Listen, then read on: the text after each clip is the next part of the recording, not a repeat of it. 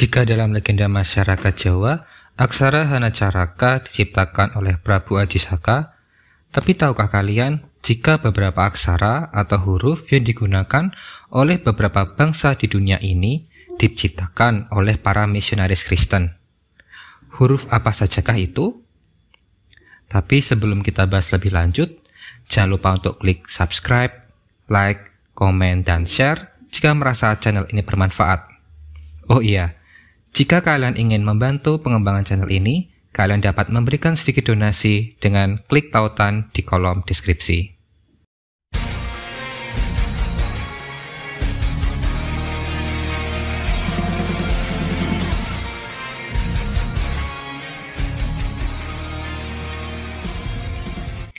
Sebelum bangsa Armenia menggunakan aksara yang masih dipakai menulis sampai sekarang, mereka menggunakan berbagai aksara, mulai dari huruf paku di awal masa kerajaan Van, aksara Yunani, aksara Suryani atau Suriah, maupun aksara Partia dari Persia yang berperan dalam kehidupan mereka sebelum masa kekristenan.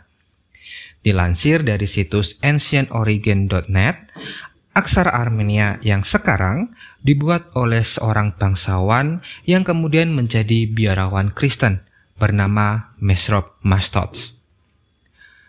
Pada awalnya, Raja Fram Sapuh memerintahkan Mastots dan Batrik Sahak untuk melakukan berbagai nasionalisasi, terutama dalam kehidupan menggereja, mulai dari tata liturgi sampai aksara yang digunakan dalam ibadah, agar memiliki ciri khas bangsa Armenia. Kemudian Mastots merasa aksara Yunani lebih mudah diadopsi dan menjadi model pembentukan aksara baru untuk bahasa Armenia. Dan terciptalah aksara Armenia yang masih digunakan sampai sekarang ini. Setelah aksara baru ini diciptakan, mulai pada tahun 405 Masehi, aksara Armenia diajarkan di biara-biara untuk menerjemahkan Alkitab dalam bahasa Armenia, dan mulailah tersebar luas juga di kalangan masyarakat. Sekarang, Mesrop Mastot dihormati sebagai orang suci atau santo di Gereja Ortodok Armenia, Gereja Katolik Armenia, dan Gereja Katolik Roma. Aksara Sirilik merupakan aksara yang digunakan di Rusia di daerah-daerah Slavik. Bahkan beberapa negara-negara bekas Uni Soviet yang di luar daerah Slavik seperti Mongolia masih menggunakan aksara Sirilik ini dalam dokumen-dokumen kenegaraan. Menurut MIC.com, sejarah aksara ini dikembangkan di Sekolah Literasi Preslav milik Kekaisaran Bulgaria yang pertama. Dikembangkan oleh 4 orang suci Kristen yaitu Naum, Angelar, Clement, dan Sava yang merupakan murid dari Santo Cyrilius dan Methodius. Kedua santo ini merupakan kakak beradik misionaris Bizantium yang diutus oleh Kaisar Michael III pada tahun 863 ke Slavia Barat. Aksara Sirilik ini merupakan turunan dari aksara Glagolitik yang diciptakan oleh Santo Cyrilius dan Methodius. Maka aksara Sirilik ini diberi nama berdasarkan nama guru-guru mereka, yaitu Santo Cyrilius. Kemudian aksara Sirilik ini menyebar dengan cepat. Dan pada abad ke-18, aksara Sirilik mendapatkan perubahan atas perintah Kaisar Petrus yang Agung dari Rusia sehingga menjadi bentuknya yang sekarang kita kenal. Aksara Vietnam sekarang ini merupakan turunan aksara Latin yang disebut Quoc Ngu. Mohon maaf jika cara mengucapkannya salah. Perbedaannya adalah penggunaan diakritik atau simbol-simbol khusus yang melekat pada huruf. Hal ini penting karena bahasa Vietnam merupakan bahasa tonal atau bahasa yang memiliki nada seperti bahasa Mandarin dan Thailand. Menurut vietnamculture.com, sebelum menggunakan aksara yang sekarang ini, masyarakat Vietnam menulis menggunakan aksara Han dari Cina seperti yang dilakukan oleh bangsa Jepang dan Korea. Awalnya, aksara ini diciptakan oleh seorang misionaris Portugis, Francisco de Pina, untuk membantu belajar bahasa Vietnam. Kemudian aksara ini mulai menyebar di kalangan umat Katolik Vietnam.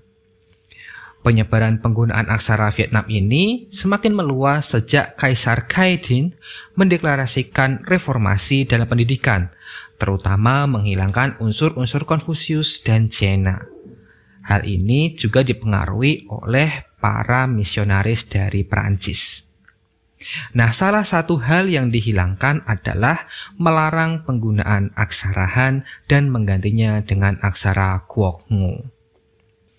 Kalau kita pada akhir-akhir ini hanya mengenal Gotik sebagai sebuah gaya bangunan, tetapi ternyata dulu ada aksara Gotik. Menurut Britannica.com, aksara Gotik diciptakan oleh Ulfias, seorang uskup untuk masyarakat Goth yang terletak di Jerman modern ini. Ulfias sendiri adalah seorang misionaris yang berasal dari keluarga Yunani Kapadokia, yang kemudian bermigrasi ke Jerman. Pada waktu penyebaran Injil, dia masih menggunakan Alkitab berbahasa Yunani. Kemudian, dia merasa bahwa umat Goth membutuhkan sebuah Alkitab yang dimengerti oleh mereka dalam bahasa sendiri. Namun, ternyata bahasa Gotik kurang cocok ditulis menggunakan aksara Yunani.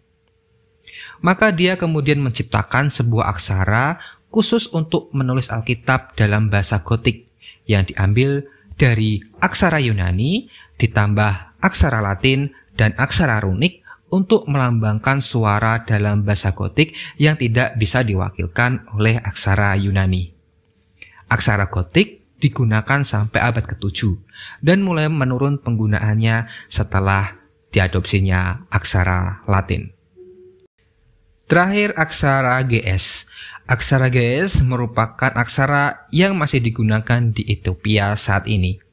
Aksara ini dikembangkan dari aksara kuno Arab seperti aksara Nabatean. Dijelaskan di liquisearch.com, pada awalnya aksara GS ini tidak mengenal huruf vokal atau hanya terdiri dari huruf konsonan saja. Kemudian oleh Frumentius, seorang santo dan misionaris, yang kemudian menjadi uskup pertama Aksum, ibu kota Kekaisaran Ethiopia kuno, aksara GS ini dimodifikasi sedemikian rupa dengan memberikan tanda-tanda vokal. Oleh Frumentius, aksara yang baru ini kemudian digunakan untuk menerjemahkan Alkitab ke dalam bahasa GS. Frumentius juga pada akhirnya diangkat sebagai orang suci yang dihormati di Gereja Ortodok Tewahedo Ethiopia dan Gereja Katolik. Nah, ternyata beberapa aksara atau huruf diciptakan dengan tujuan menyebarkan kabar baik Injil. Beberapa masih eksis digunakan sampai sekarang. Indonesia sendiri juga kaya akan berbagai aksara daerah. Apakah kalian masih bisa menggunakan aksara daerah kalian berasal? Sekian video kali ini, terima kasih sudah menonton sampai selesai. Jangan lupa untuk klik subscribe, like, komen, dan share. Sampai jumpa lagi di video selanjutnya. Salam.